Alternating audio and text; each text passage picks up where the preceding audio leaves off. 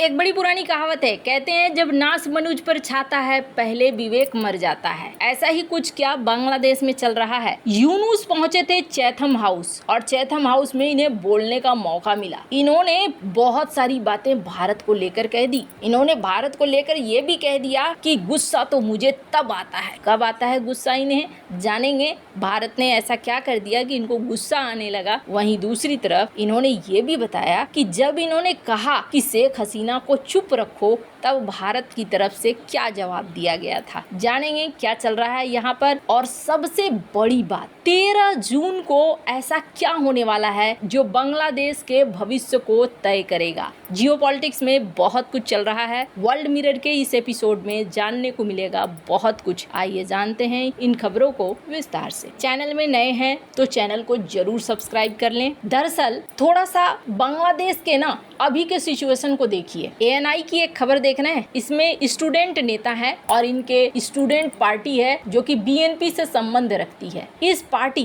के चीफ का ये कहना है कि बांग्लादेश यूनुस के नेतृत्व में पाकिस्तान की तरफ झुक रहा है, यूनुस की नेतृत्व में बर्बाद हो रहा है। यहाँ तक कि अल्पसंख्यकों को प्रोटेक्शन भी नहीं कर पा रही है यूनुस की गवर्नमेंट। वहीं दूसरी तरफ ये देखने को मिल रहा है एक बड़ा और ताजा खबर कि यहाँ पर टैगोर के जो पूर्वजों के घर थे उनको तोड़ दिया गया है। पार्किंग डिस्प्यूट पे इस नोबेल प्राइज जीतने वाले लिटरेचर के महान साहित्यकार के घर को गिरा दिया गया। क्या ये वही बांग्लादेश है जहाँ पर संस्कृति का सम्मान होता था। अब यूनुस ये बात बड़ी बेशर्मी से चैथम हाउस में अजीब तरीके से करेंगे, लेकिन उससे पहले मैं चाहती हूँ कि बांग्लादेश के पूरे सीन को समझिए। पूरा सीन बांग्लादेश में अभी इस तरीके का चल रहा है। आर्थिक तौर पर ये क्या कहते हैं चैथम हाउस में बैठकर कि बांग्लादेश की इकोनॉमी जीरो थोड़ी है, जीरो से भी नीचे चली गई है, क्योंकि यहाँ करप्शन हुआ है। बहुत सारा पैसा लेकर लोग भाग गए हैं। इस वजह से भी बांग्लादेश की स्थिति खराब है। अब इनका गुस्सा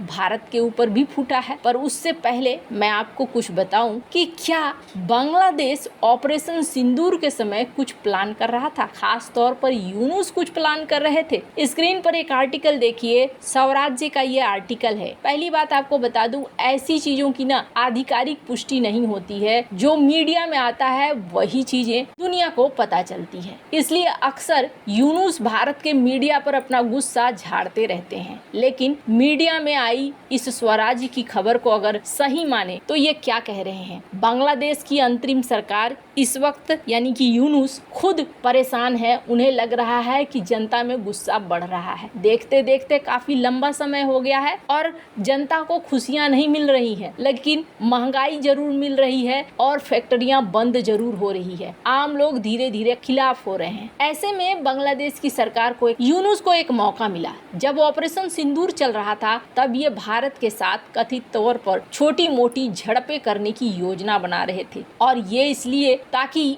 इनके खिलाफ जो माहौल बना हुआ है वो माहौल खत्म हो जाए और लोग इनके सपोर्ट में आ जाए। कहा जा रहा है कि बांग्लादेश के सेना प्रमुख ने मोहम्मद यूनुस की भारत के से झड़प की योजना को कामयाब नहीं होने दिया। यूनुस ने ये योजना जमाते इस्लामी और जातीय नागरिक पार्टी के कुछ नेताओं के साथ मिलकर बनाई थी, लेकिन सेना प्रमुख जमा को लगा कि ऐसा करना खतरनाक हो सकता है। ऐसे में उन्होंने सख्ती से उनको इस पर बढ़ने से रोक दिया। क्या प्लान था? मोहम्मद यूनुस की भारत के साथ टकराव के प्लान में national security adviser Khalilur Rahman, ISI के करीबी सेना के quarter master general lieutenant general Mohammad Faizur Rahman भी थे। ये बातें ये आर्टिकल कह रही है। ढाका छावनी के अधिकारी वगैरह भी थे, लेकिन ये झड़प नहीं हुई और यहाँ पर मामला दबा दिया गया। कहा गया कि बांग्लादेश के आर्मी चीफ ने इसमें एक अहम भूमिका निभाई है। अब इन खबरों को हो सकता है कि यूनुस कहें कि ये गलत है, फर्जी खबर है, आधिकारिक तौर पर तो कुछ आया नहीं है, लेकिन अब इनका गुस्सा भड़का है भारत के ऊपर। स्क्रीन पर एक वीडियो है, मैं चाहती हूँ कि इस वीडियो को आप सुने। When I had a chance to talk to Prime Minister Modi, I just simply said, you want to host her? I cannot force you to abandon that policy, but please help us in making sure she doesn't speak to Bangladeshi people the way she is doing. She announces on such and such day, such and such hour she will speak, and the whole Bangladesh get very angry. That's why she is speaking. Why is she keeping this whole anger thing inside of us now? And is India doing what you asked? No. Modi's answer, I quote, he said, it's a social media, we cannot control it. What can you say?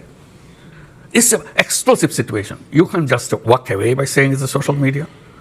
So this is what is still going on. May I ask you? 57 second का ये video है। इस video में देखिए ये क्या कहते हैं। इन्होंने कहा कि मैं जब पीएम मोदी से मिला तो मैंने उनसे कहा कि आप अगर शेख हसीना को रखना चाहते हैं आप शेख हसीना को रखिए, कोई दिक्कत नहीं है, लेकिन आप उनके मुंह को चुप कराइए। वो जो बयान देती हैं उस बयान से बांग्लादेश के अंदर भड़कता है, माहौल खराब होता है। लेकिन पीएम मोदी ने क्या जवाब दिया? पीएम मोदी ने कहा कि ये सोशल मीडिया का युग है और हम ऐसा नहीं कर सकते हैं। अब एक बात उन्होंने ये कही, ये वीडियो आपने देखा, दूसरा वीडियो देखिए। इस वीडियो में ये क्या कह रहे हैं?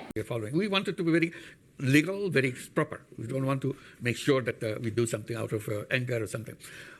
We want to build the best of relationship with India. It's our neighbor. We don't want to have any kind of basic problem with them. But somehow things go wrong every time because of all the fake news coming from the Indian press.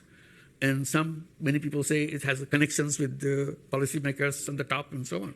So this is what makes Bangladesh very jittery, very, very angry. We try to get over this anger, but the whole barrage of things keep happening on the cyberspace. We can't just get away from that. Even if I try to peaceful, suddenly they say something, do something, anger comes back. Okay. So this is our now big task to make sure that we can have at least a peaceful life to go on with our life, to create the life that we are dreaming about. Okay, thank you. I'm going to take 2 now. 52 second के इस video में ये भारत के ऊपर दोष दे रहे हैं। ये कह रहे हैं कि पहली बात तो ये कि हम चाहते हैं कि उनके साथ हमारे रिश्ते अच्छे हो, लेकिन वो कहते कुछ और हैं और करते कुछ और हैं। उनकी मीडिया मिस इन्फॉर्मेशन फैलाती है, डिस इन्फॉर्मेशन फैलाती है, गलत खबरों को फैलाती है और हम उन्हें रोकने के लिए कहते हैं तो वो रोकते नहीं हैं। अब ये सारी बातें इन्होंने यहाँ पर कही। अब मैंने क्यों कहा कि 13 जून बहुत ज़्यादा खास दिन होने वाला है। भारत के खिलाफ ये कुछ भी बयान करें, लेकिन बांग्लादेश में 13 जून को कथित तौर पर एक बैठक होने वाली है। स्क्रीन पर आप ब्लिस की इस खबर को देख सकते हैं, जहां कहा जा रहा है कि बांग्लादेश के भाग्य का फैसला 13 जून को होगा, क्योंकि इस समय बीएनपी की मुलाकात होगी यूनुस के साथ। बीएनपी पार्टी जो अभी यूनुस के अगले साल चुनाव कराने का विरोध कर रही है, यूनुस इसे